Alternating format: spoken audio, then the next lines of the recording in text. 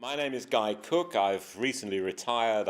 My last job was at King's College London, and I've been an academic since 1985. And before that, I was an English language teacher in various places. I was a teacher. I wanted to do something else. I went to do an MA in London with Henry Widdowson and Christopher Brumfitt, which inspired me to be interested in the academic side of applied linguistics. I've been rather a generalist. I continue to do work on language teaching and what linguistics has to offer to language teaching, applied linguistics has to offer to language teaching. But I've also done work in very different areas as well. I've done work on the language of food politics, and just recently I finished a project on the way that people talk and write about animals. So I have a particular interest in language teaching and applied linguistics. That's been my kind of bread and butter, really. But I've branched out into other areas as well.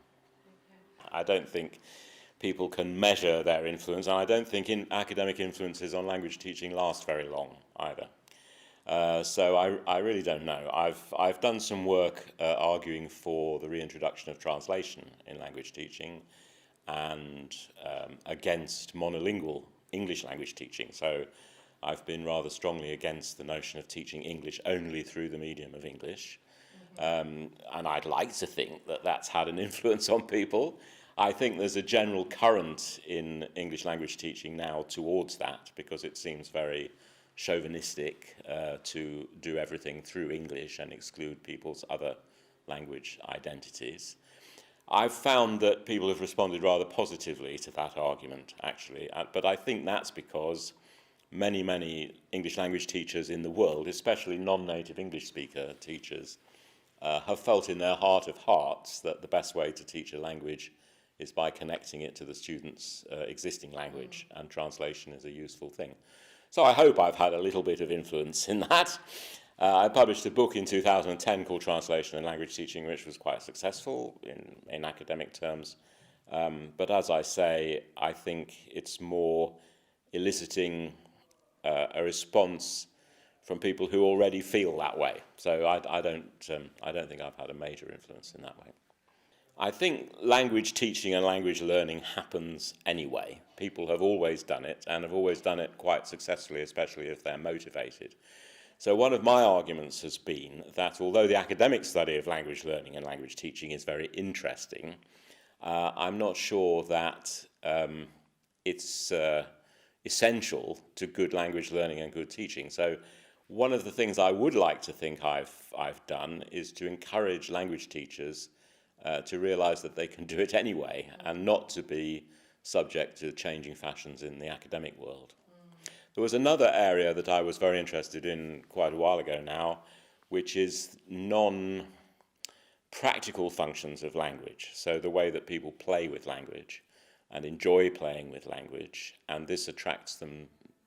This focuses upon the forms of language in a very natural and enjoyable way. And again, I was very opposed to some of the things that academics were saying people shouldn't be doing, like learning things by heart, playing games, showing interest in the forms of language. So I'd like to think I've always been a bit of a rebel as far as the fashionable applied linguistics influences on language teaching have been. Yeah.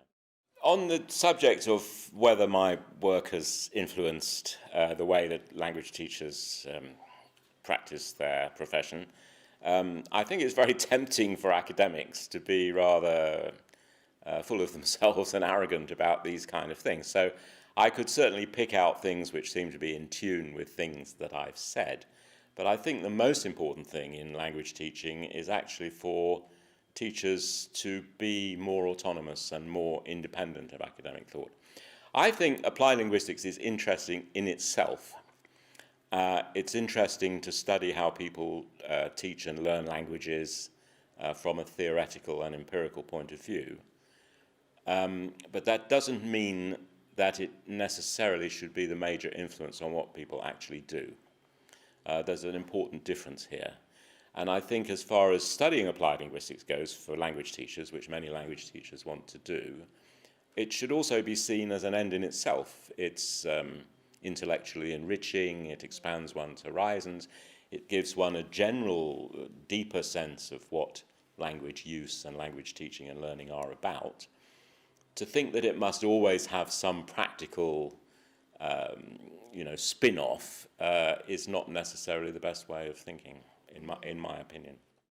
Well, I think for language teachers to become interested in applied linguistics and what motivates them to do that, I think approach with an open mind. I think one of the problems in applied linguistics and its influence on language teaching has been the notion of immediate payoff. In fact, I have a rather unconventional point of view, which is I think a lot of academic study of language teaching and learning has done quite a lot of harm. So I mentioned earlier on the outlawing of translation and indeed the outlawing of using students' own languages in the classroom, which I'm afraid to say came from mainstream applied linguistics from 1960s onwards, or even earlier, certainly in the 70s and 80s. And I don't think that was a very good thing to have happened. So in some ways, applied linguistics would be better if it saw itself as an academic subject from which language teachers can draw things which are useful and from which language teachers can benefit in a very general way. I think education's become far too utilitarian and focused too much on practical offshoots and so on and so forth. But I would encourage language teachers to study applied linguistics because it's a very interesting subject in itself. And maybe by studying it, they can become more resistant to some of the fashions which have plagued language teaching for the last 40 or 50 years. And they can see good reasons to say, well, okay, you say that, but I know how to do it better. Well, in terms of what language teachers might read about applied linguistics, if they are interested, they feel they might be interested and go on to study it academically and find out more about it, I would recommend still, although they are, many of them published still some time ago, the works of Henry Widdowson, who I think has been one of the most inspiring and thoughtful theorists of applied linguistics, and also has a very beautiful style to read, which can't be said of many applied linguists, I'm afraid. And if I could be a little bit egocentric, I would thoroughly recommend a book by me, of course, which is a textbook called Applied Linguistics, which was published in the Oxford Introductions to Language series in 2003, I think. And I hope that that would form some kind of introduction to the field as a whole, not only to applied linguistics and language teaching, but to the range of issues relating to language use in society. I think this is a very interesting time in applied linguistics because applied linguistics has become concerned with many areas beyond language teaching and learning, sometimes with the danger that it splits up and loses its identity. But one of the reasons that applied linguistics is particularly important at the moment, in a way this has always been the case in the world, but it's particularly salient at the moment, is because of the resurgence of very narrow nationalism and people's focus upon their own kind to the exclusion of other kinds. We've seen this with Trump, and we've seen it with Brexit, and we see it in Turkey, and we see it in many places around the world, and in the resurgence of various right-wing nationalist movements in all sorts of places. And language teaching and learning, and translation too, actually, has always been one of the great bastions against this kind of thinking, because it introduces people to other ways of thinking than their own. So I think that now this is a particularly important time for people to keep on considering how one can relate to other people's languages and other people's beliefs and other ways of doing things. And that's why language teaching and learning and applied linguistics are particularly important enterprises in the world today.